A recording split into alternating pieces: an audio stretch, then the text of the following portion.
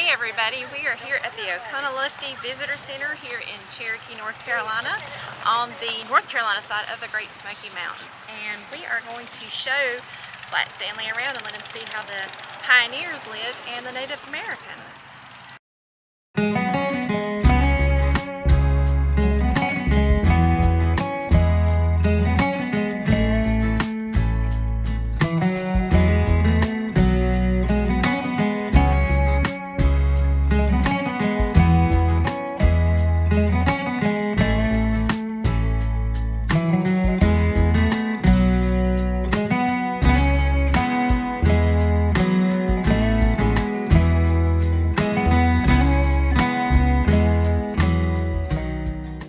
Alright, so we're going to walk around the visitor center here. Got Rattlesnake Mountain, and yes, that is the name of it, back here in the background.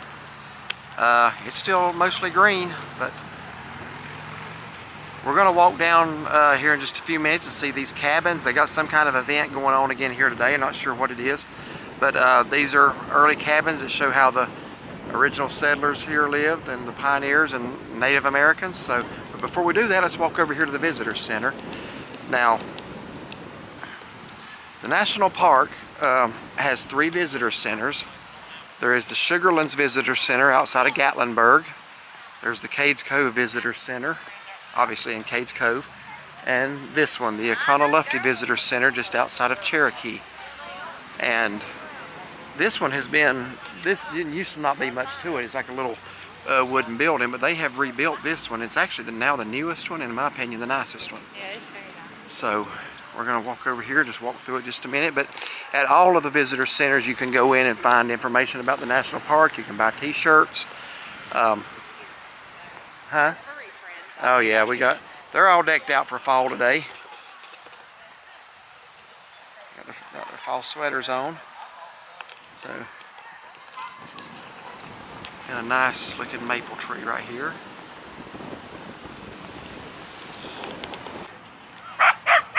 We're going to be walking down to those cabins here in just a moment. We've got a dog that has spotted our dogs.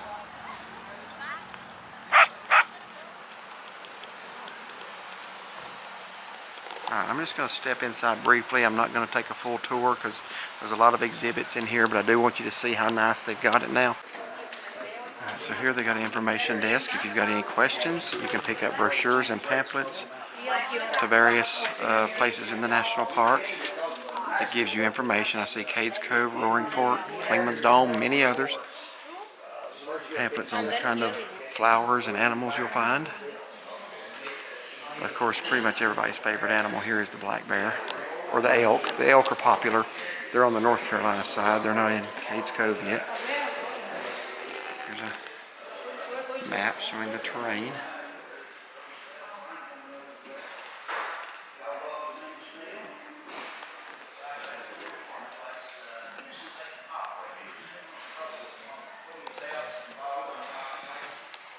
We just read a section of this last week.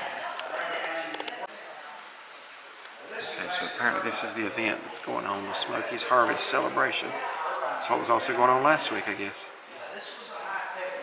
They show you how to make sorghum molasses, how to make a broom, how to make soap.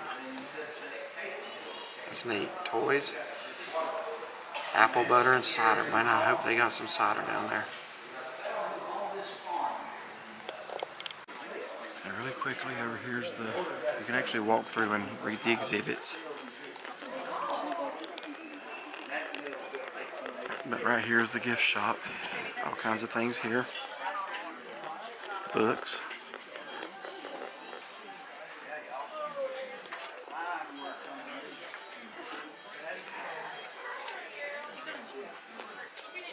This is the book you want if you're going to hike the Smokies a lot.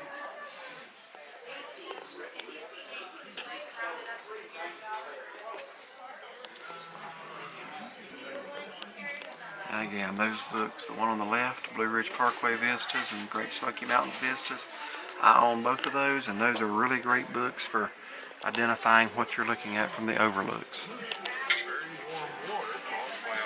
shading canopy. This is a really good Blu-ray disc here. I They have are that one. truly the canary in the coal mine. There's one. My wife got it for me as well. I bought this one first. It has all of these on one disc. That's it there. Because of these colorful and clean water loving species. Appalachian music CDs.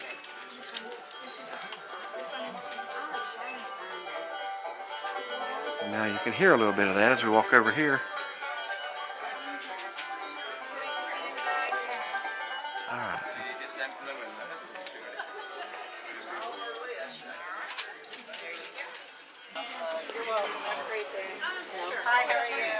All right. So let's step outside.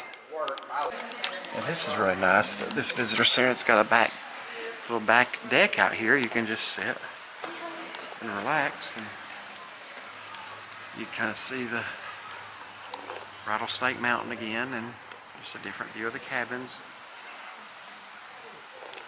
Like I say, this is really the most modern visitor center of the three, and it's my favorite actually. Okay, a little bit of good information here. This is the path to the Mountain Farm Museum. Now you see where it says Oconaluftee River Trail. That is one of only 2 trails in the national park where you can bring your pets. The other one is on the other side of the Smoky's Gatlinburg Trail. Other than that, pets are not allowed on any of the hiking trails in the national park. They're allowed on several outside the national park, but just not inside the boundaries of the national park. So, but this is an exception. You can walk your pets on this trail. And you got the Oconaluftee River right here. That's why this is my favorite visitor center. Looking back at the visitor center. And you are 1.5 miles from the Cherokee Indian Reservation. And obviously the name Oconaluftee is a Cherokee name. So here's an informational sign as you, and it's also, I like that, on the right side it's written in Cherokee. Yeah, that's pretty neat. I like the fact that they're trying to preserve the language.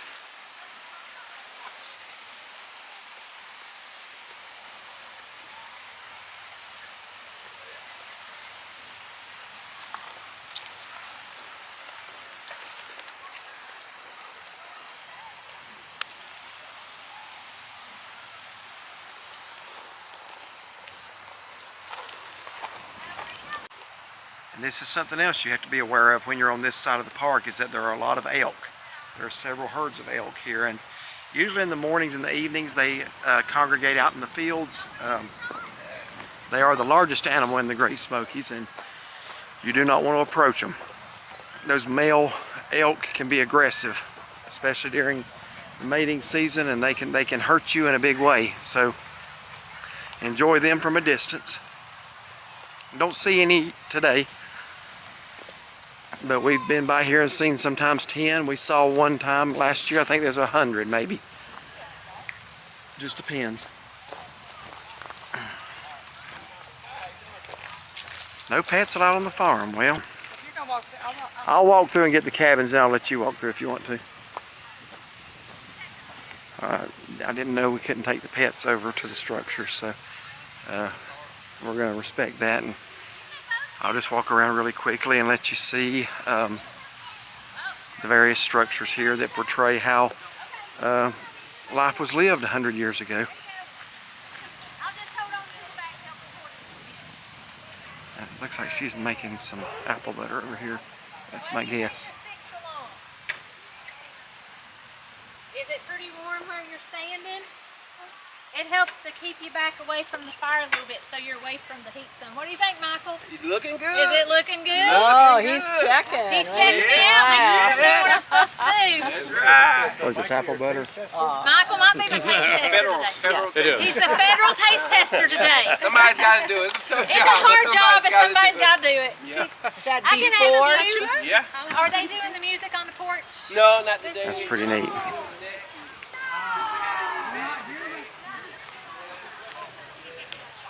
Little structure here. Keep your firewood dry.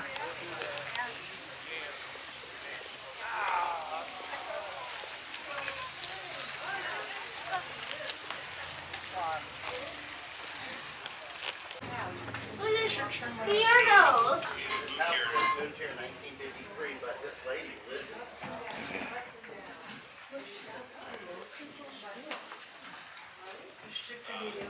Look at that. What is music notes? What is that? What? How would they play that? Oh, that's what that.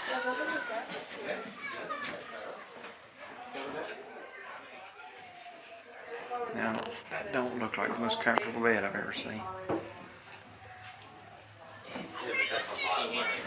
Let's walk out here and saw something interesting. This is the meat house.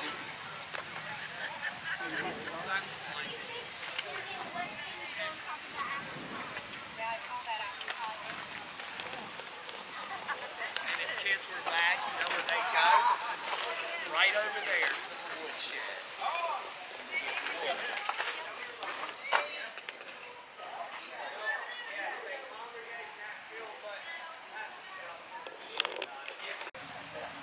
Some of the things they used back in that day to cook with and to prepare their food with.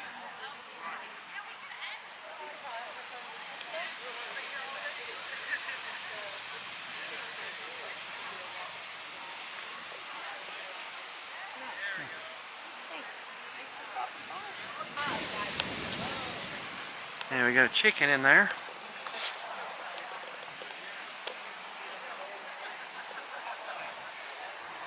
Apple trees.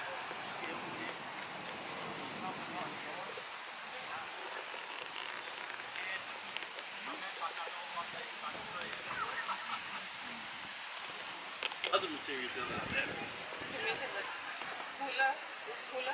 It is, but there's another reason why it was cooler with this material. Oh my. Yes, but they built it underground. This part right here was built underground, and they brought it up eventually so you can see. But this part was built underground, and they stored apples in. This looks like a corn crib here. Corn was used for a lot of things, to make flour, cornbread, used as feed. Got chickens running around everywhere right here. But I could catch that one if I wanted to, but I don't want to.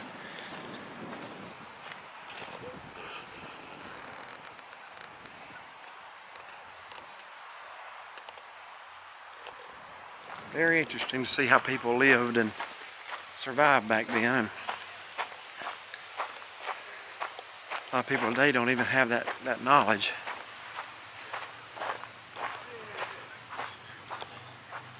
Another corn crib.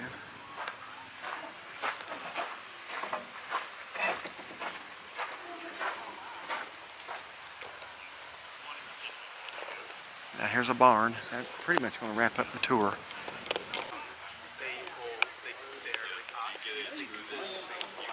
Without it giving you splinters, but other than that, you know, it didn't need to look perfect. Exactly. It just needed to be used for some purpose. Yep. Like a lot of the old timers I've seen, you know, my great grandparents in school, because I still have some of their old axes and stuff.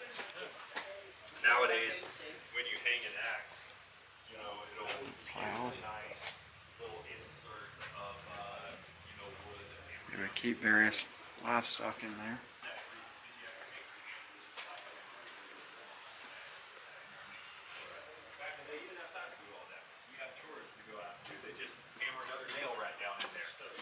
You know, hammer another nail and then bend it over the side if it didn't go all the way in.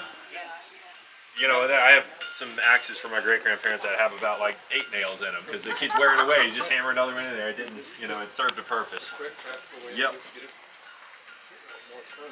That's exactly right. What would a bowl, the wooden bowl? And this is the back side of the farmstead.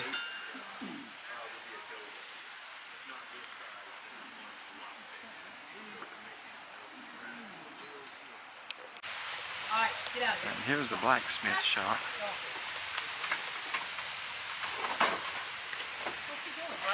Run the chicken out. Oh, run the chicken out. There's another critter going in there. I'm gonna toss her right where you're standing. Oh, okay, okay. Go. Well, don't come over here to me. I don't want you. He's going right back in. Shoot it. He's just going right. Oh, it's going right back in. Go on. She's looking a little rough. That looks like one that's on the bottom of the pecking order. Yeah. No. Chicken knew the way back in. Just made a circle. Poor chicken.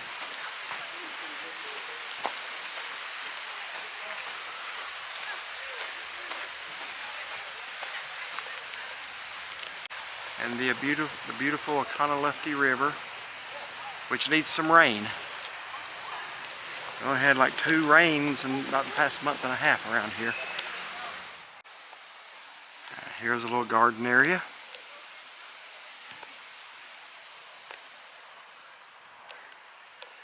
I think we all know what that is.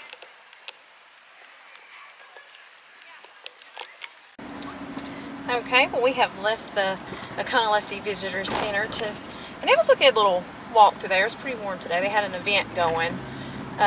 What they call it, Pioneer Days, I think? Fall Harvest, Cherokee Fall Harvest. Okay, I had talked with a ranger lady while he was walking through. Since we had the dogs, I had to stand over to the side and wait on him. Yeah, it wasn't quite like we thought it was going to be. We thought the dogs could go there too, but they Yeah. can only be on the trail. Certain parts. But anyway, she was saying that they were showing, like, you know, things that how pioneers lived and did things. We actually could see, you know, making cider and so forth. So Apple butter. Apple butter, yeah. They were making cloth and cotton and different things. So it was really interesting. I like that visitor center. There's a lot of information there. Yeah, in my opinion, it's the nicest of the 3. But it really is interesting to learn how the early settlers and pioneers survived. Oh, really, yeah. that's what it amounted to. They survived. They did for themselves. They raised their own food. They made their own clothing. There wasn't a Walmart back then. It was a whole different life. They worked pretty much sun up, sun down, and had a good life, really. Oh yeah, they did. So anyway, I hope y'all enjoyed that. That's one we wanted to feature. We said last summer we were going to do a video there. We just wanted to wait for the fall to do it. But I hope y'all enjoyed the video review of the Oconaluftee Farmstead and Visitor Center. If you're in the area, it's certainly worth seeing. Oh, absolutely. Absolutely. So thank y'all for watching, and like and subscribe. And find us on Facebook. Okay, thank you.